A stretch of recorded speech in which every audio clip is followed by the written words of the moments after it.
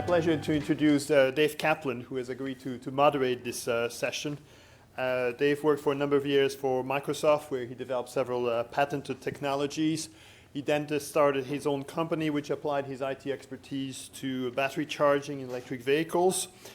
And after selling his company, he became grid technologist for Snohomish County PUD. So he's one of those rare people who is kind of bridging the divide here. And Dave is also an entrepreneur in residence at UW and has played an important role in putting this event together. Dave holds a master's in operations research from Berkeley and a Bachelor of Science in Economics from Princeton. So Dave, the floor is yours for your session.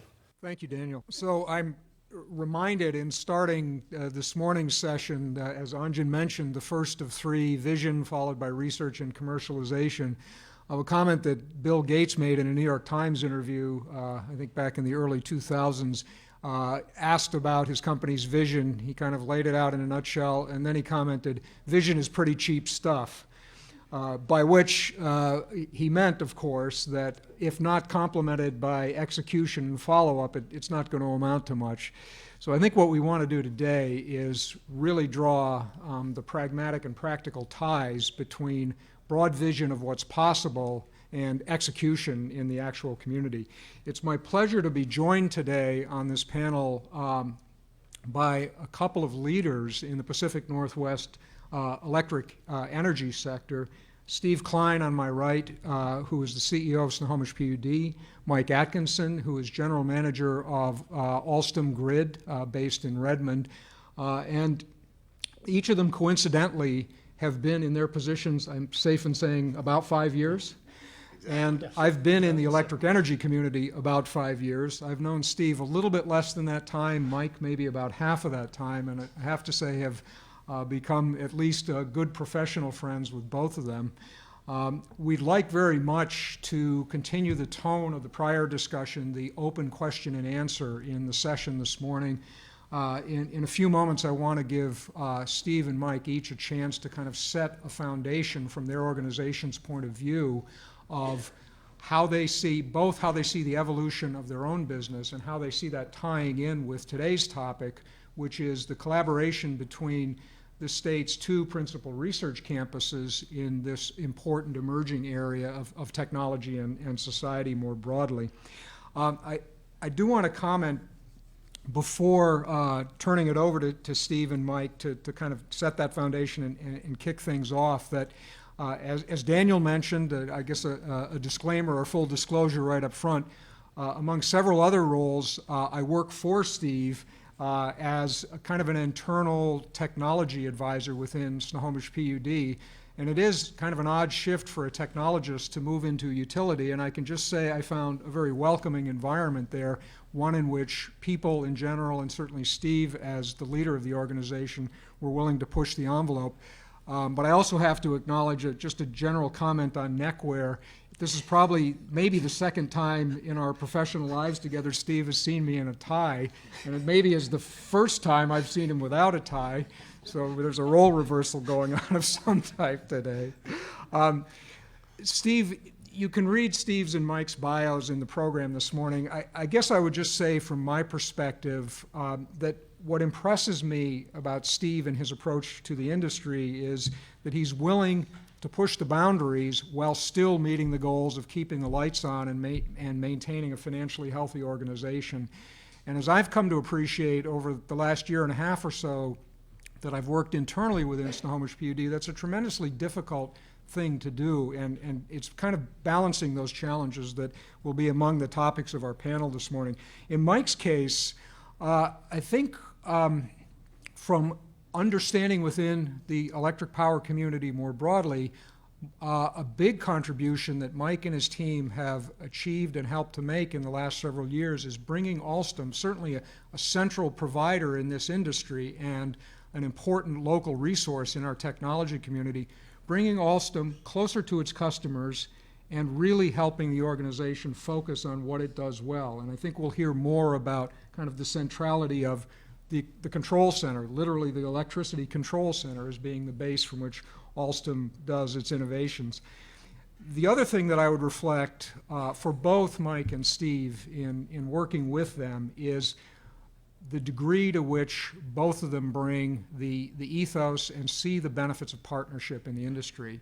As has been referred to a number of times this morning, the problems we're talking about here are way too big to be solved by an organization on its own, and it really requires lots and lots of cross-collaboration within individual industries, be it the utility industry or the technology industry, across industries between suppliers and customers, and then the key theme of today's discussions between the commercial realm and the academic realm, and how we build something where the whole is greater than the sum of its parts.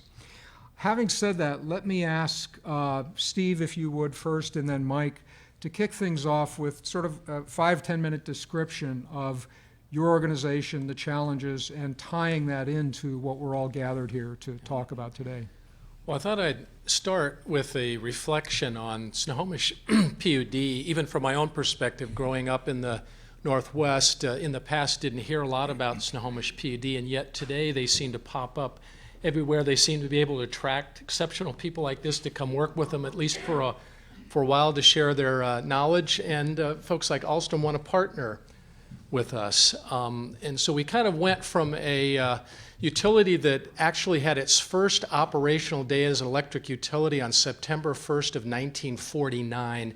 When you put that in the perspective, Avista or Old Washington Water Power, Puget Sound Energy, Tacoma Power, Seattle City Light, those were all utilities that formed the late 1800s, early 1900s. So very young utility. Most of those other utilities I mentioned established a strong generation base in their portfolio that still serves them to this day, whereas Snohomish PUD, forming in 49, didn't have a lot to do other than to hook up to the Bonneville Power Administration, and basically kind of a one-way system, passing Bonneville power at the wholesale level to retail customers. You fast forward over all of these years and you see the further development of Boeing, and as the economic engine of Seattle continued to grow, Seattle City Light service territory 100 square miles, Snohomish PUD service territory 2,200 square miles. It gives you an idea on where land is and where land is available. So when a biotech company in Lake Union decides to manufacture and distribute a product, today they move up to Snohomish County and establish that business up there. You're seeing more and more people that don't want to live in a studio condo in Belltown that are building their homes or buying their homes up north. And so we've just grown tremendously to the point where we're the 12th largest consumer-owned utility in the country. We're the 3rd largest utility in the state. Puget Sound's the largest, Seattle City Light's 2nd, we're 3rd, and Avista's 4th. But the way in which we're growing today, I still estimate, even though we've slowed down a bit with the economy, we'll bypass Seattle City Light and become the 2nd largest in the next 5 to 7 years, just based on that growth. So when you look at a utility that is growing so fast, our resource base has been Bonneville, and it's now been defined as a limited resource. If anything, it's shrinking due to more and more efforts to protect the salmon. We're sitting here in a position, particularly when I first came there 5 years ago, very deficit. We also had an infrastructure which was the one we inherited when we purchased the Puget Sound Energy properties. And so we had an infrastructure that was aged, deficit utility. So we really had to go to town and start trying to catch up with the factors that had that impact on us. So the kinds of things that we've done, in less than 2 years, we went from 0 wind in our portfolio to wind makes up 8% of our portfolio. Now, you see a lot of folks talking about wind, but there are Northwest utilities that are exporting their wind to California. We are not exporting our wind. That wind is coming from the gorge and it's coming into Snohomish County. To give a perspective, for 8%, Puget Sound Energy is thought of as the windier, gassier utility. Wind makes up 6% of their portfolio. So here you have a utility, Snohomish, not a lot of other resources, trying to integrate a wind resource that now makes up 8% of our portfolio. So if you want to talk to a utility that's dealing with that real-world struggle of trying to integrate a variable resource, Snohomish is there.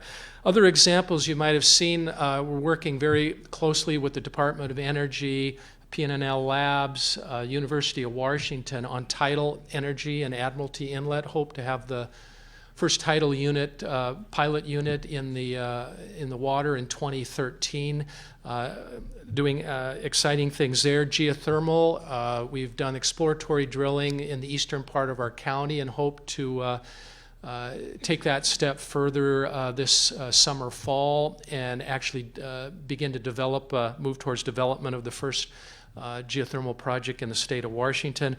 We have biogas, biomass, landfill gas, low impact hydro. We're finishing construction of the first hydro project that's been built in the state of Washington in 30 years. It's low impact. It's built in an area where there are no endangered species, not only no anadromy and salmon, but also no other species. And so that's the basis for low impact. It's also run of the river, no storage behind it that would create any problems. So a lot of different activity, even very active in pushing distributed generation at the consumer level. We have one of the most aggressive solar programs in the Northwest in terms of getting distributed generation, because again, that's helping us avoid having to develop that generation ourselves by having it locally. So you put all of that together with an emphasis on trying to develop resources in our own backyard. Certainly smart grid becomes an important part, and we were one of only 2 utilities in the state of Washington that received a smart grid grant. That was us and a Vista. But our approach is not the smart meter, let's race out and throw the smart meter in. Our focus is on getting our system smart, squeezing out all of the efficiencies in that system, doing the kinds of things that we're prepared to manage the integration of distributed generation, electrification of transportation, all of these kinds of things on the grid. And we'll eventually move our way to the smart meter, but as we move to the smart meter, we're going to have established all of the necessary capability to be able to meet the business case. And instead of running into the problems where the consumer is saying, what is this thing on the side of my house? I'm worried about the radio frequencies creating cancer. I'm worried about the fact my rates just went up to pay for it. What's in there for me? We're hoping to work better in that arena in terms of by the time we get there, people will want that smart meter in combination with all of the things that we've done on our system in terms of getting there. Maybe a couple final things just to toss out there in terms of challenges that kind of relate to all of us here today. The challenge that I face as the manager of a major utility is the fact that the history and culture of that utility is one-way system, centralized generation coming in the system. I not only have to change the mindset of my employees, I have to change the mindset of the community too. And so that's a thing that fills up a lot of my time. Having the engineers and technicians to be able to carry all of this out is a definite challenge, and that could be the subject of a whole day discussion. So today what I rely first on the job training. We get the folks in the organization, we try to turn them into smart, and my smart grid leaders here out in the audience today, we try to turn people into smart grid experts. The second place we rely on is the Schweitzers of the world, our vendors and their technology and capability. And the final thing is on the universities, and that's basically how we're getting along today. But all of those areas need to be cranked up. So with that, I'll pass. Alstom, as Steve's talked about, we are a vendor to them. As Dave has talked about, we focus on the control room. We focus on utilities. We are not a consumer-based company. The smart grid is going to have a lot of application at the consumer level. We focus, though, on the utilities as our customers. So everything I say comes from that level. I bring that disclaimer up because, to me, the smart grid is a little bit like the 3 blind men touching the elephant. Everybody has a different perspective of it. It means different things to different people. So this is kind of what the vision of smart grid as Alstom Grid is approaching it, and maybe we're somewhere near the middle of the elephant touching the wall. So we started life about 33 years ago, 78. We have one of our founders in the room, Dr. Jay Geary, a wonderful individual. But back in 1978, we began software that has ended up with where we are today, and we are a world leader in the energy management system, distribution management system, market management system, software arena. What we see as we talk to utilities that has driven our thinking is, there's a lot of different semi-aging workforce, need to train people, smarter and smarter devices, being sent around. You mentioned, a one-way flow switching to, kind of a multi-way flow of energy and information. And we take a look at all that and we try to decide where we can apply ourselves. And the areas that we are focusing on is CO2-free energy, the integration of intermittent energy or renewable energy into the grid in a safe and reliable manner, the overall reliability of the grid, and then the efficiency of what's happening. So all of our solutions kind of drive from those guiding principles. And the three areas that we are focused on deeply right now and investing significant amounts of R&D money in are distribution management systems, automating what is happening for the operators within the control rooms and creating, kind of an actionable environment. How do I have the information from which I can then make decisions? We are also focusing on, kind of a little bit more at the transmission level, online stability, integrating all of the information from the phaser measurement units. And again, it's kind of creating the advanced applications that will sit on top of all of the phaser measurement information, much like 30 years ago we created the advanced network applications that were going to sit on top of the SCADA applications. And then the big one, and it may or may not be, Patricia mentioned kind of killer app, demand response, and more importantly, broadening that out to kind of distributed energy resource management. How can you apply all of the different types of energies, storage, the intermittent energies, demand response, your gas plants, nuclear plants, the hydros? How can you manage all of those effectively within an environment that's, frankly becoming more difficult, to manage within? It's becoming, I know we're all focused on low-cost energy, but it's becoming costlier. There are more things required. One of the things you won't hear me talk about very much, and if you can just accept that it's an underlying principle for everything we do, there was a lot of talk from the previous speech about security. Security is a huge issue in the smart grid. We are taking an approach that is an underpinning of everything that we do. So, I don't really throw security out there as a vision, but it's those three areas, the DMS, online stability, and demand response, distributed energy resource management that we're focused on. Thank you.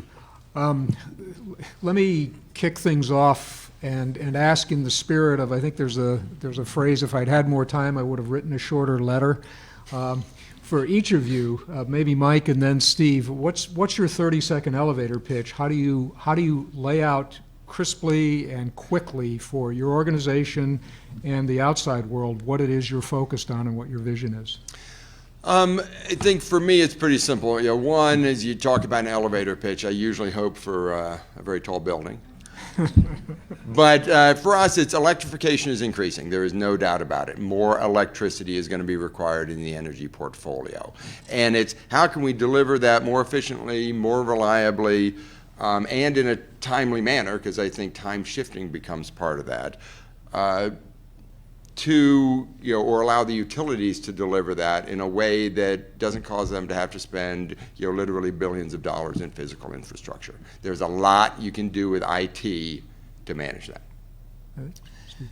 Taking it to the highest level, I see electric utilities as a foundational element of society and commerce. And so my elevator pitch is that we have to meet the needs of the market, society, and the demands. And so that's a continual challenge. And I would say probably to date, the demands have not been that high. When I entered the industry 30-some years ago, as we said, Thomas Edison could have walked through it and recognized most of the elements in it. I appreciate the fact in my career, at the twilight of it, I'm going to get to see the beginning of significant change in our industry, but it is needed and necessary. And the challenge I have is keeping up with that and helping to make the right decisions and to contribute to making the right decisions. Okay, thanks. I will prime the pump with a few questions here and then definitely ask for audience questions as we go along. Steve, following up on that, electric utilities are not typically thought of as visionary. I think that might even be read between the lines of a few of the things you've said. But I think it's also fair to say that you've pushed the envelope. What have you done at Snohomish PUD to keep focus on broader long-term vision, and where do you have further to go? Well, I think the first part of my presentation kind of explained that we're on the hot seat. Now, just for example, Seattle City Light and Tacoma Power, long-term utilities, strong renewable generation base, and they're actually surplus. So in an environment today with renewable portfolio standards and these types of things, there's no incentive for them to develop any additional resource because they already are surplus. I'm in a situation, so is Puget. We're in, I think Avista's kind of, you're going to be surplus a little longer, or, yeah. So a utility that is deficit and has an infrastructure that hasn't been dealt with, it's pretty easy to have the incentive to do something. So I don't take personal credit for the fact that it's just a matter, no matter who's in my seat, they're going to have to move. But I take some of the explanations around or definitions around visionary. One of the ones that I'm familiar with says visionary people face the same problems everybody else faces. They just don't get paralyzed with the problems. They get to finding solutions and fix it. So I describe myself in Snohomish County as a very practical oriented utility. When I take it a step further, I explain oftentimes I'm in the community and half of the people in the audience listen to Glenn Beck and the other half listen to KUOW, National Public Radio, and they all, since I'm their utility, they want to hear me from their perspectives, and generally I can get out of that unscathed by basically pointing out everything that we're doing makes practical sense. The legacy of the Northwest is renewables. That's why we have low rates. That's why we have a stable environment here. So the fact that we're continuing to invest in renewables, they may not be the traditional hydro, but there are other valuable and important renewables. Those are the kinds of things that allow me to be able to be successful by putting it in the context of practicality, how it makes good long-term economic sense. I still have to continue to work on the community because some of the things that we talked about in terms of smart grid, there is beginning to see a backlash in that. And again, I want to be careful because I believe we have to get to that level of capability and technology to capture all of the benefits.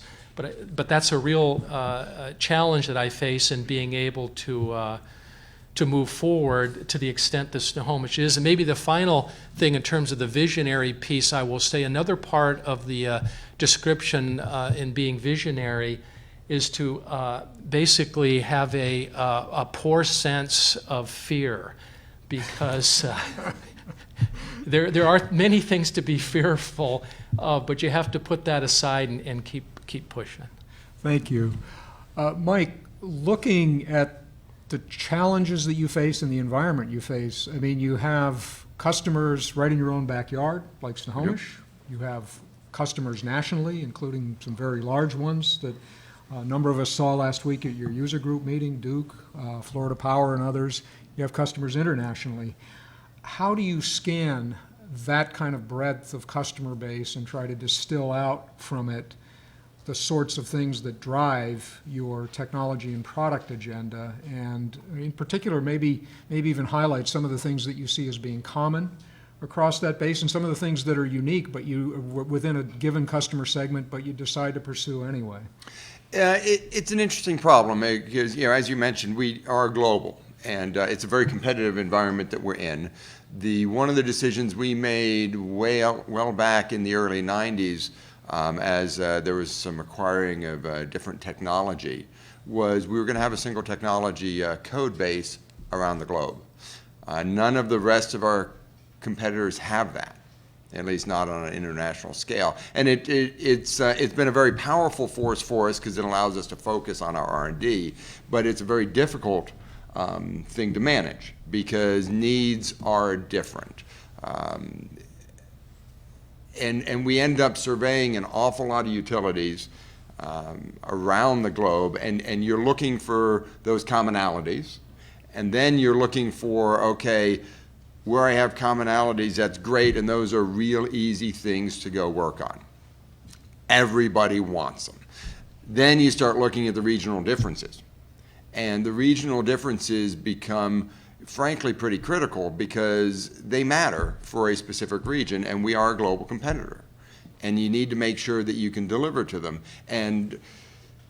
But what you also end up needing to do is really distilling those down into, are there commonalities below the surface? You know, there is a different requirement. It sounds a little different, but will kind of the same system get us there? Or at the end of the day, do we end up with a code base that has two different ways of solving different requirements in different regions? So it's often been referred to as, the sausage making process. Nobody wants to go to a sausage plant. Everybody or many people enjoy eating sausage. Software is not that much different in requirements definition. You don't really want to see how it happens. We have gotten significantly better, and I think that over the 5 years I've been here, it's a global group that I do not directly control, but I think it is a group that has become increasingly more effective for us, just from a product marketing standpoint, in balancing the global needs against the regional needs, against exactly where we're going to spend our money within R&D. So we hope for similarities. But even then, as you drill down into the region, we work with Steve's company, we work with Duke, Southern Florida. These are all companies that we work with differing sizes and needs and resource bases. We then need to sit down and really distill not just requirements, but workflows. Because an awful lot of discussions that you have with people and the code that you end up writing is dependent on or inherently assumes a workflow. And there are different ways of getting to the same requirement. And that may be our biggest challenge, is every utility has grown up separately, and they have subtly different ways of doing things. And we need to be extremely vigilant as we distill requirements that we are not implicitly assuming a workflow as part of that. Because, we've done that badly in the past. I think we're beginning to do it better now. But when you do that, suddenly the way that you're delivering a requirement is not suitable for the other 199 utilities that you service. They all have the requirement, but they achieve it in a slightly different manner. And so you have to be very cognizant of that as you move forward. Got it. Thanks. Let me open to audience questions. Anybody have a question you'd like to pose? Hardev. This is Hardev Judge from Bonneville. Steve, you are the only panelist throughout the day from the utility. So I hope you don't mind answering this question. If we are moving more into smart grid, and we are already into the microprocessor age, looking at aging assets, the life cycle is going to be reduced from 30, 40, 50 years to 5 to 7 years. The mindset of the boards and the consoles and from the budgeting process, are you guys thinking way ahead that this is what it's going to happen on the system? That's one question. I have another one. Yeah. I agree with everything you said. It's a real challenge. I don't have a silver bullet solution other than keeping your regulatory boards informed so they understand that the challenges you face. There are some aspects I'm hopeful will still have longer life, and that's in some of the infrastructure in the delivery side of it. One of the larger fears, although I said earlier if I'm a visionary, I've managed to avoid being fearful, but is choosing the technologies that come along. You don't want to be the utility that chose beta over VHS or now Blu-ray. And so I've often said before that as utilities become more microprocessor based, the folks that lead those utilities, we've kind of gone through a cycle where engineers led the utility industry, then we went to attorneys and CFOs. I think it's going to come back to a heavy emphasis on the technology side, because a lot of utilities are going to position the decisions they're making are going to have ramifications on the health of that utility, and they can make a wrong decision and that utility can be in a tremendous world of hurt. So. Good. The second question is that whatever we are doing here on the smart grid, on integration of renewables, there's a societal value and your ratepayer cost. How we are going to be addressing that one, that your ratepayers are not paying for the societal value, which is benefits the region or Western interconnection or even the nation? Okay, so I'm taking that as an example. Society voted for I-937, which requires utilities to develop renewables or buy renewable energy credits versus the utility perspective. And that's a good point, because it gets back into when I meet in the community, the first thing that people want to know is that you're not going to have a rate increase, right? And yet I ask, do you support protecting the salmon? Yes. Do you support development of renewables and smart grid? Absolutely, yes. Well, there's a price tag for eating that lunch. You got to pay for the meal. So I don't necessarily, again, I don't have an answer for you other than I think we can do a better job of connecting the fact that there is a price. But I don't like the answer to people, though, that the naysayers say is, it's going to drive electric rates up, therefore we shouldn't do it. Because I'm a true believer in the long run, what we're doing is the least risk, least cost in the long run, particularly for our country, for the security of our country, for the commerce and economics of the United States. I don't want to depend on foreign fuel. I don't want to pollute the environment, and I also want to have technologies that are keeping pace with the rest of the world. So I think, again, getting back to my practical perspective, I think there's ways that we can move forward. They will have some immediate impact on rates that we need to deal with, but in the long term, I think we make ourselves a stronger industry and a stronger nation in the direction we're heading. Before I'll reopen it again to audience questions, I wanted to actually turn the discussion in a slightly different direction. It's all too often in kind of inside baseball discussions like this, elements like the end customer get left out. I mean, they're not directly represented in the room here today. Let me ask Steve first, and then I'll turn to Mike, how you keep a customer focus in what you do. Well, it's real easy when they can show up at a meeting, public meeting, and tell you what they think.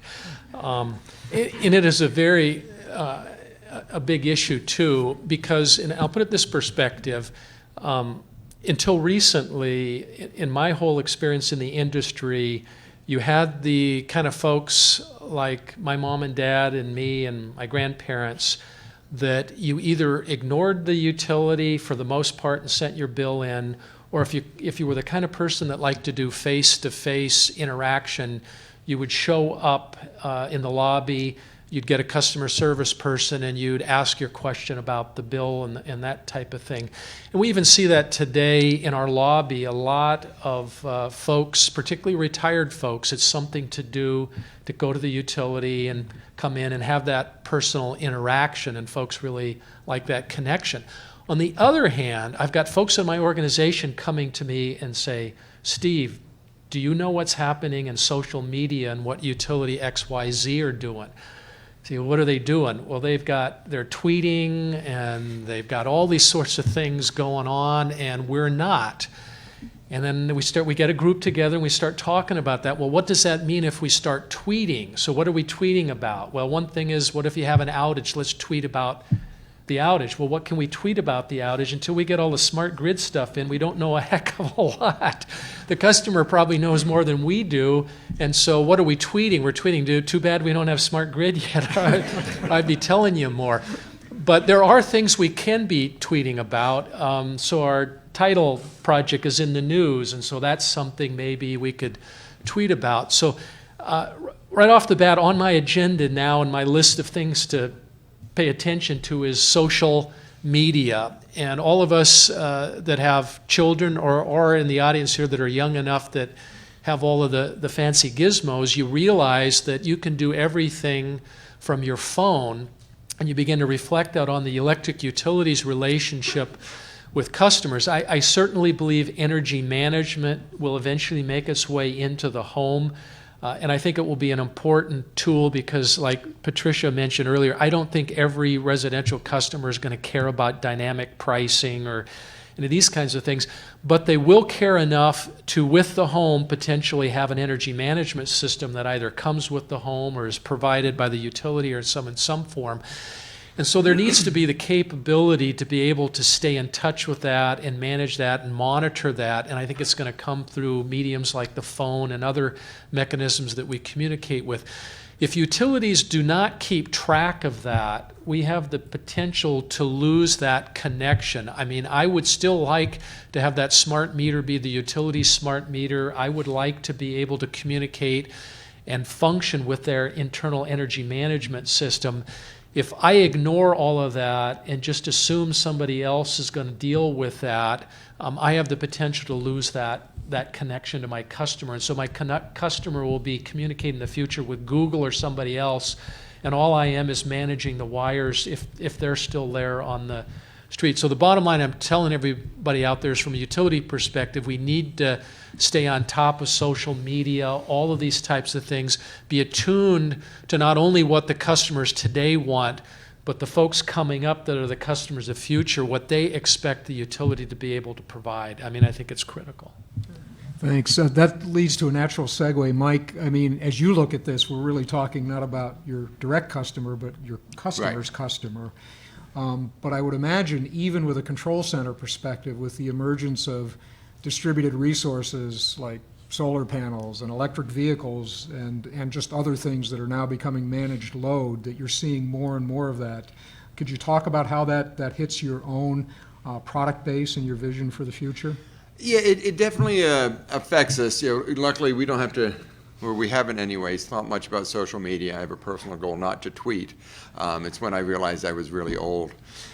But yeah, we do some thinking about the end customer, but it's more from, you know, we do simplify it by going, yeah, utilities are our customers. That's really who we're selling to. But how it's consumed, how far it goes down that path matters. And, you know, just from even a utility perspective, you said that the consumer is not really represented, you know, in this room. I might say that every single one of you is a consumer, and we actually are pretty well represented in the room. But the people coming into the utility, the people that are going to work on our systems, they're the consumers. They're changing demographics. You know, it's one of the differences around the world. Engineers in the control room in almost every continent. Very few in the U.S. That's beginning to change. In the U.S., it's been, you know, line workers that have grown up with the system, understand it, you know, viscerally. They've come into the control room as their career progresses. We're starting to see more utilities hire engineers into the control room. We're starting to see younger people. One of the things that we start thinking about is, you know, you know, if we were back in my office, I could run you a demo today where we can control your EMS off an Xbox wireless controller. And so that, you know, again, things that people are comfortable with, bringing our distribution management system down into an iPad, onto a mobile phone, not for the consumer necessarily, though I think there may end up being application where our customers wish to do that and it would enable them, but actually for the utility, being able to have information, you know, at your fingertips from a dashboard perspective, or an operator who's not in the control room at the time still having access to information. So that's how we kind of think about how the customer, the end customer, affects what we do. I think it's going to be critical. You talked about the behavioral studies. It's going to, we deliver demand response software today. We're expanding it, as I talked about, into sort of a component of a distributed energy resource platform. But how the end customer is going to use it, you know, their participation level is going to matter in some way. Again, we deliver to the utility, The utility then rolls programs out, but we have got to be able to manage programs that will be consumed. And have a platform by which those programs can be, created, modeled, and delivered for an end customer to use them. And I think there's going to need to be a lot of flexibility in that. So those are some of the things that we're looking at from the end consumer level. But all that being said, to be fair, we mostly think about the operators in the control rooms and our utility customers as our end customers. Got it. And quick follow-up, your recent acquisition of UI Solutions fits into this distributed resource management domain? Yeah, they are, you always have make-buy partner decisions, and as we were looking in the demand response space and expanding that, again, into distributed energy, we had the opportunity to acquire a company called UISOL, or Utility Integration Solutions, who has one of the leading demand response platforms out there, again, focused on utilities. So it fit very well with our vision. They became available because they needed, in the fast-moving environment, they needed the ability to scale quickly. And as a smaller company in the kind of 10 million turnover range, they didn't think that they could manage that growth themselves, so they went out looking for, for lack of a better term, kind of deeper pockets to work with them. But yeah, it fits very well within that strategy, as does kind of the our overall smart grid strategy, the acquisition of the online stability people, Symmetrics, same way. Open up to more questions. Hi, Russ Philbrook with Polar Systems Optimization. Steve, I wanted to ask your opinion about some of the barriers and challenges you see from a utility perspective in changes that you see as important in the grid, and particularly in response to some of the questions about policy changes that may be required to facilitate that. And just to give a very specific topic, I'm curious about your perspective on WEC-wide initiatives such as for market formation and whether those are important issues to help with these sorts of challenges. Yeah, one of the problems I see is and not picking on Washington, D.C., but oftentimes it's the one-size-fits-all solution to things. I mean, when I saw the stuff on the board about blackouts, those are typically East Coast related, where you have generation on a long radial lead into an urban area. Out in the Northwest, we've developed a pretty flexible and integrated grid system, and same thing when we talk about demand response. I think demand response is very applicable to thermal-based systems. You come out to the Northwest where we get extremely flush with hydro, and now we're getting extremely flushed with wind, and sometimes at the same time. We're seeing negative markets, so you're going to see more and more we're going to pay people to consume. We're not interested in shifting peaks. Yet I don't see any discussion about that on a national basis when we're talking about demand response. It's always about shifting peaks. And so the challenge, I don't know if I'm speaking directly to your question or not, is just it drives me crazy that, and I had a good discussion with Ed Schweitzer about this last night, is what government can do is establish a goal and not so much lay out all of the specific detail, because the innovation is going to create, and the bright people are going to create the ways in which to attain the goal. But the problem is regulators and legislators always seem to be influenced by lobbyists and other forces, and they dictate the solution. I mean, even on our own state RPS, it's basically a Wind R Us RPS developed by the wind industry. So in our state, the wind industry's business plan was embossed in law.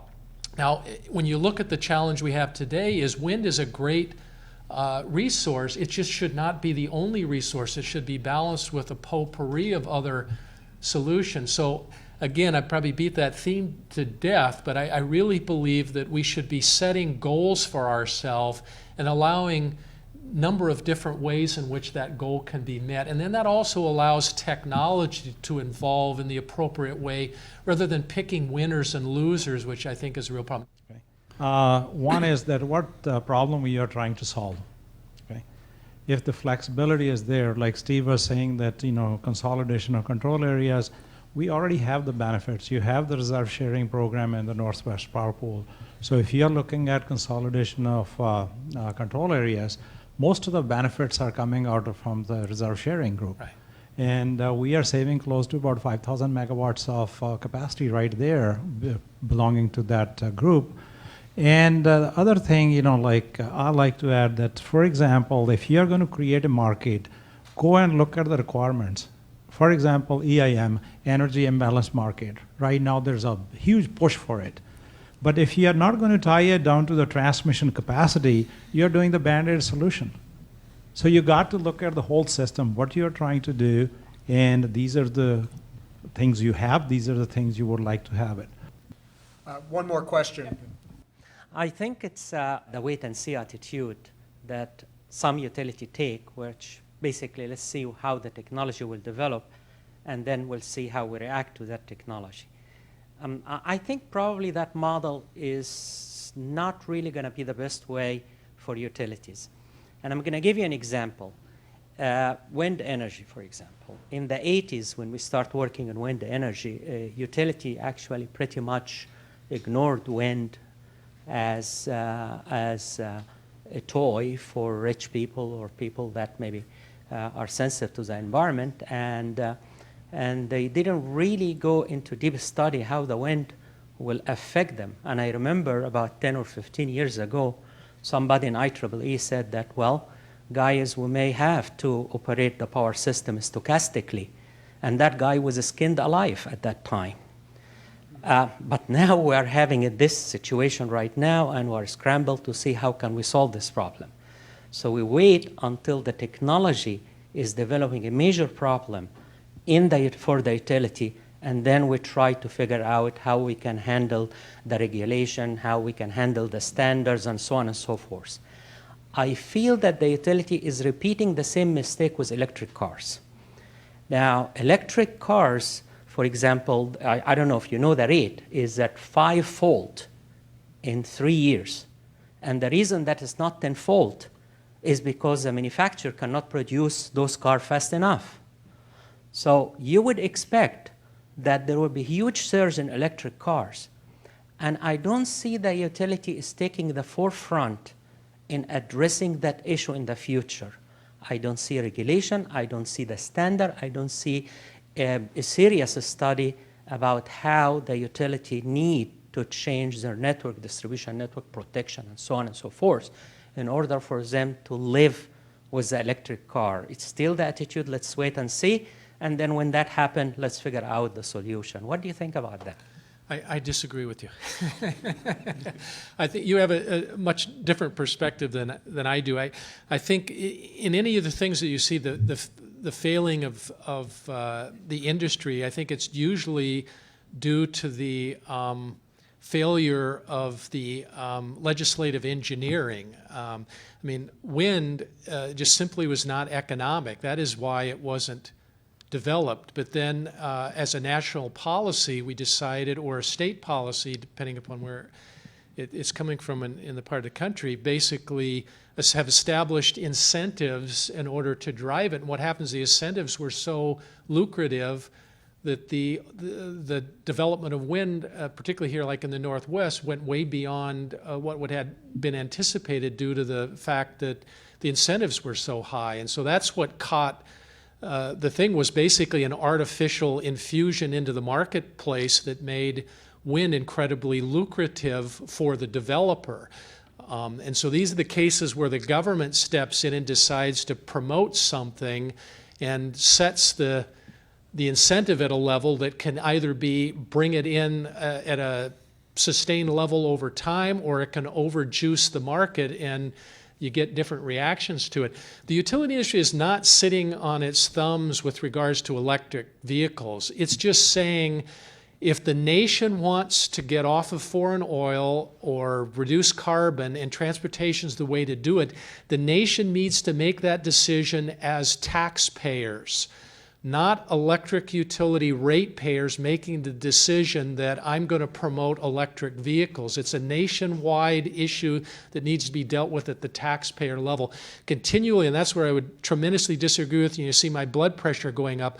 Too often, electric utilities are used when legislators are afraid to make the right decisions that have a tax implication. Instead, let's invisibly tax the people by basically mandating the electric industry to do what we really should be doing up front on an upfront basis, and to just force the electric utilities to do them. So I would love to have that discussion with you, but let's have it in the room where we're putting everybody at the table and not just pointing at electric utilities in terms of having to fund and solve the problem. Let's establish what the problem is, first of all, and then we can relate to how we're going to solve it. I just have one more question about your visionary outlook. If you were to have a 10 years visionary with regard to smart grid landscape of the Northwest, what is the smart grid landscape of the Northwest look like in 10 years? And are there significant risks related to the risk of your company, and how do you go about mitigating those risks? You're on a roll. Okay. Yeah. And I don't have an opinion on anything, but 10 years from now, I'm an optimist. 10 years from now, we will be realizing a number of different benefits from smart grids, ones that we have thought of today and ones that we haven't even thought of yet. It will be beneficial. I think we'll see the development of industries and technologies come out of it. I think we'll have a much more informed populace. I agree, and I'm a firm believer, having sat in on customer focus groups, not everybody is going to pay attention to dynamic pricing, but definitely people, energy is just going to become more and more an issue in everything. It's going to drive them to pay more attention, and in the end, I think that's good. And so from that will come other types of benefits. I think that the educational entities, the public school systems, the universities will have adapted and begin to produce the people. And I think most importantly, when I went off to college, very few U.S. Folks were in the engineering departments. It was third world countries that were mostly in the power engineering that were coming to America and then going back to their native countries. And it just basically people would look at me in the power engineering department at the University of Washington and think I was a pretty boring guy. And so it's great to me that finally being a power engineer is a pretty exciting thing. So that's one thing I see in the horizon in 10 years is power engineers are going to be cool. And in some countries, they already are cool. Yeah. I mean, you head over to China, it is a top degree, but you just add my 2 cents. I think you're going to see a lot of automation. I think you're going to see a fundamental relationship with electricity changing amongst people. I don't think there are going to be significant numbers of people that are actively managing what they do, but I think there's going to be a better understanding of what we really need from electricity. And we will interact with it differently. And and I don't think the smart grid is like the the iPod, but I fundamentally interact with music differently today than I did 5 years ago. And I believe that most of what is happening, and there'll be the normal stuff. There'll be more storage. There'll be the electric cars. There'll be windmills in smaller quantities in different places. But I think at the end of the day, there'll just be a fundamental change in how people think about, understand, and react to electricity. Well, Mike, I think like most homes nowadays versus even a decade or so ago, have computers in their home. I envision in 10-year time frame, more and more homes will be smart homes. It won't take a lot, an energy management system in the home connected to HVAC and lighting and all those kind of things. And what I'll be looking for is your product being able to help me interface with the home management system. Correct. And that's as close as we want to get to the home. Yeah. Let me quickly, before wrapping up, just kind of tie it back into great discussion, and thank you both for your comments.